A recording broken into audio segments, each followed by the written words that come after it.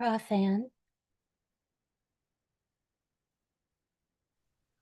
Oh God, I have been reading this with the microphone off. Oh Uh, no. Christ, Okay. Christ's sake. Good to hear your voice now. I Oh, was just yammering into the ether. oh, about Well, Kautsky, no less. Come on. Start over. No. uh, uh, uh, now I have to start Oh all God, over I again. have been reading this with The oh goodness. the microphone off. Oh no. Okay. Somebody, well, it's my fault. Now. It's I really my was fault. just yammering into the ether. Well,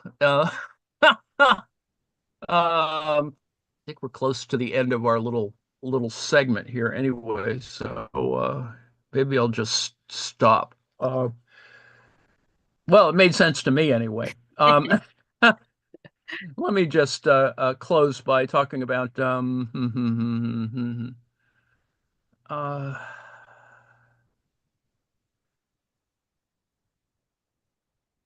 all right. Let me just read this last little section and then the end. Well, no, that doesn't make any sense. You need to understand the well anyway. Labor, yet another condition. Well, uh,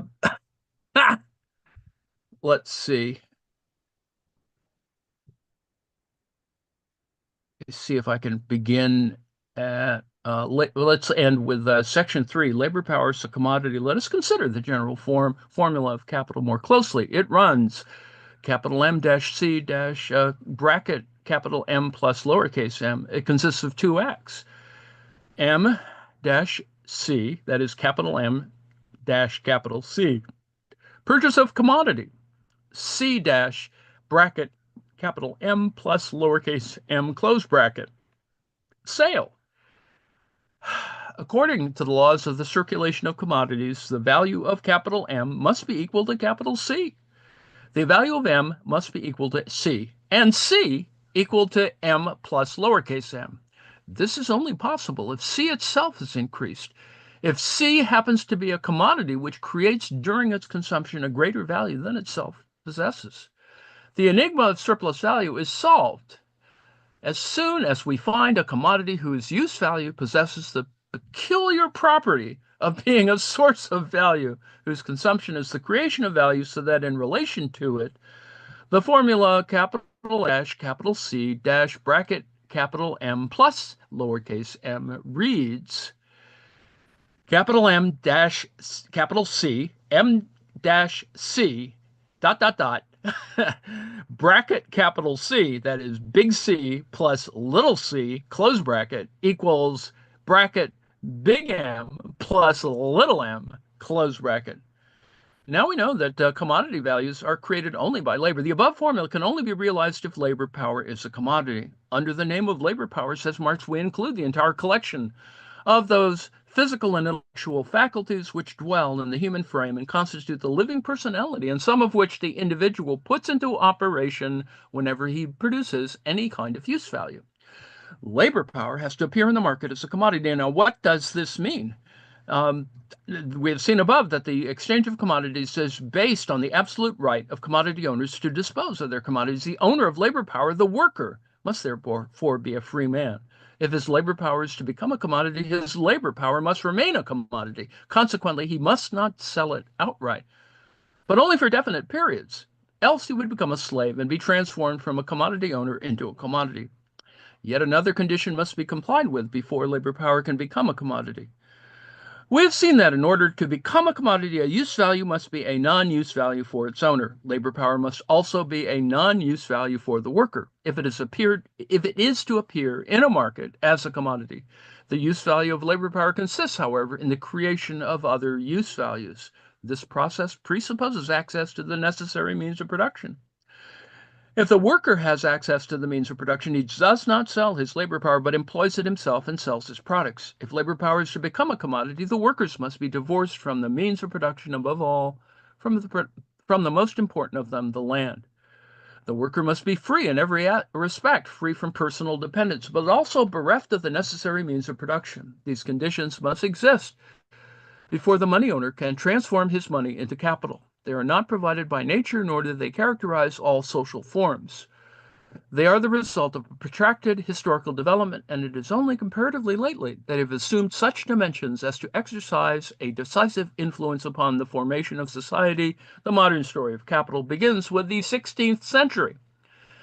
Now, we know the commodity which creates surplus value. What is the extent of its own value? Its value is determined, like that of any other commodity, by the labor time socially necessary for its production and therefore for its reproduction. Labor power presupposes the existence of the worker. This existence on its part needs a certain quantity of the means of life for its maintenance. The labor time necessary for the production of labor power is therefore equal to the labor time which is socially necessary to produce this particular quantity of the means of life. A series of circumstances determines the magnitude of this quantity. The more labor power the worker expends, the longer and more intensively he works, the more of the means of life he requires in order to replace the energy expended and to be able to work on the next day in the same way. On the other hand, the needs of the working classes of various countries differ according to the natural and cultural peculiarities of every country. A Norwegian worker requires a greater quantity of the means of life than an Indian. The nourishment, clothing, dwelling, firing, etc., which the former requires to be able to exist, necessitates a longer labor time for their production than the means of life of the Indian worker. Further, in a country where the workers run about barefooted, for example, or read nothing, their needs will be slighter than those countries where boots are worn and books and newspapers read, even when climactic or other natural differences are absent. In contrast to other commodities, says Marx, a historical and moral element enters into the determination of the value of labor power. Moreover, as everybody knows, the worker is mortal. Capital, however, aspires to be immortal. For this, it is necessary that the working class should be immortal, that the worker should propagate his species.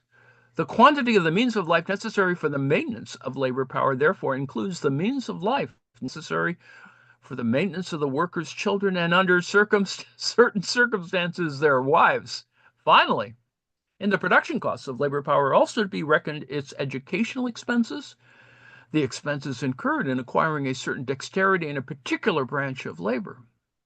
For the majority of workers, these expenses constitute a diminishing quantity.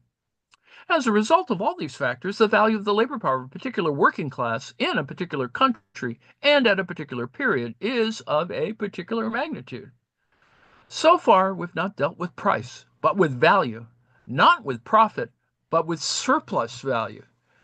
Therefore, it must be borne in mind here that we are dealing with the value of labor power and not with wages. Reference must now be made to a peculiarity which marks the payment for labor power. In the view of vulgar economy, the capitalist advances wages to the worker because in most cases the capitalist pays the worker before he has sold the products of the latter's labor. Now, in reality, it is the worker who credits the capitalist with the work he has performed. Let us assume that I buy potatoes in order to distill whiskey from them. I pay for the potatoes after I have distilled the whiskey, but before I have sold it. Would it not sound absurd if I should assert that I have advanced to the farmer the price of his potatoes because I paid for them before I had sold the whiskey? No, it is rather the farmer who credits me with the price of his potatoes until I have distilled whiskey from them.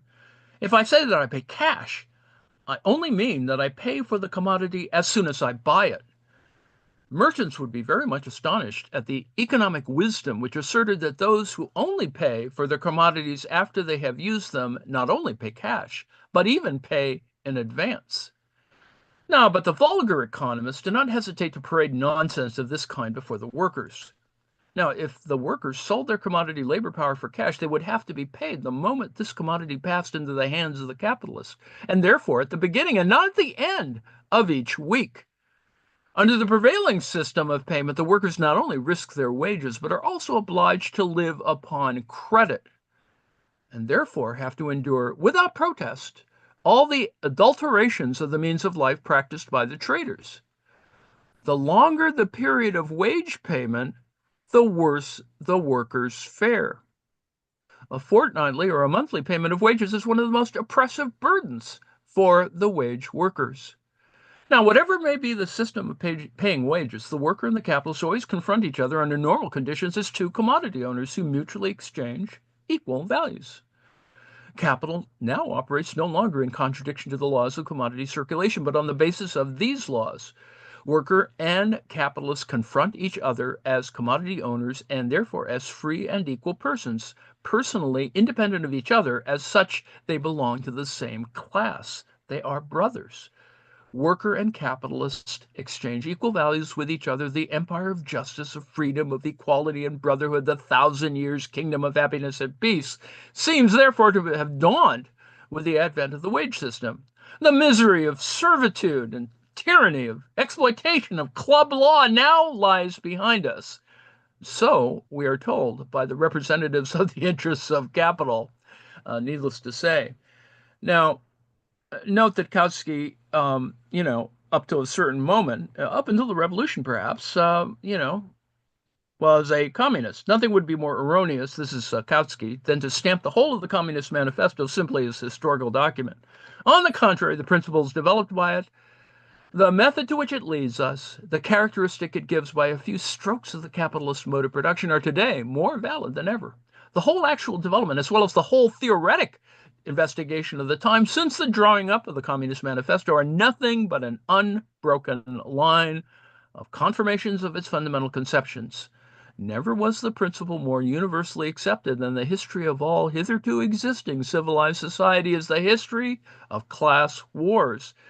And never has it appeared plainer than the great moving power of our times is the class war between bourgeoisie and proletariat. And this is from Kautsky's To What Extent is the Communist Manifesto Obsolete? So what I've read from the beginning is from Kautsky's text on trying to explain the Marxian economic theory, which I think for me is useful. In fact, I appreciate this even very simple construction of the difference between CMC and MCM. It makes more sense to me now, even reading this very simple version of it, than it did before, and I think I can explain it even slightly better now, just speaking as a person who needs to explain it occasionally. The key text, though, if you're going to read Karl Kautsky at all, because in fact Kautsky is, a villain in the case of communism, because he affiliated himself with social democracy, not a bad place to be on the one hand. On the other hand, it is the same social democracy that allowed, with all due respect, Nazis to take charge. So whatever. The Dictatorship of the Proletariat, published in German as the Diktatur des Proletariat, is the name of a 1918 pamphlet by Karl Kautsky. The work criticizes the Bolsheviks, arguing that they eschewed democracy in favor of military force when establishing the Russian SFSR, the Socialist Federation of Socialist Republics, the whatever. In this work, Kautsky argues that the antagonism of the two socialist movements, that is, Bolshevism and non-Bolshevism, Mensheviks perhaps, is not based on small personal jealousies. It is the clashing of two fundamentally distinct methods, that of democracy and that of dictatorship. Kautsky concludes that the Bolshevik understanding of the dictatorship of the proletariat does not promise good results for the proletariat, either from the standpoint of theory or from that of the special Russian conditions. In response to the dictatorship of the proletariat, Vladimir Lenin wrote The Proletarian Revolution and the renegade Kautsky, in which Lenin argued that the Russian Revolution had proceeded in the only way possible and that it had engendered either than curtailed democracy. Kautsky subsequently responded to Lenin's counterattack with a second pamphlet, Terrorism and Communism, in which he argued that the Bolsheviks survived not as socialists, but as architects of a bourgeois regime. Leon Trotsky then replied to Kautsky with a work also titled Terrorism and Communism. And the historian Fernando Claudin later characterized the dictatorship of the proletariat and Kautsky's Terrorism and Communism as the two basic texts of the Kautskyan assault on Bolshevism. Now, I add here, and I won't read this, but it talks about the difference in translations of Kautsky's edited version of the Marxist manuscript on the theory of surplus value, and it wanders far and wide and is problematic for all the usual reasons. You know, it's different when the East Germans and Soviets get hold of it. It's different because it goes into German. It's different because it's English translation and several different ones in the 1950s, pre, pre Khrushchev's speech, and subsequently there are other versions that are available. The best version actually may be the one in at least the archives prior to the MEGA. And I maybe it'll be my project. No, anyway, to work out how the MEGA works through the theories of surplus value. I'm sure somebody's doing it. So that's that. That's my reading, however abbreviated by my own stupidity. And so today we looked at Kautsky, The Economic Doctrines of Karl Marx, Chapter 3, Commodities, Money, and Capital. Um, and this is from the internet version of it. But I even got a little bit out of it today, and so I hope other people got something out of it. Let me see what the chat. Uh, oh, I see. Dear me. Anyway, yes, that's what I was. I was speaking but not being heard, which is pretty much my fate. All right, I'll stop the share.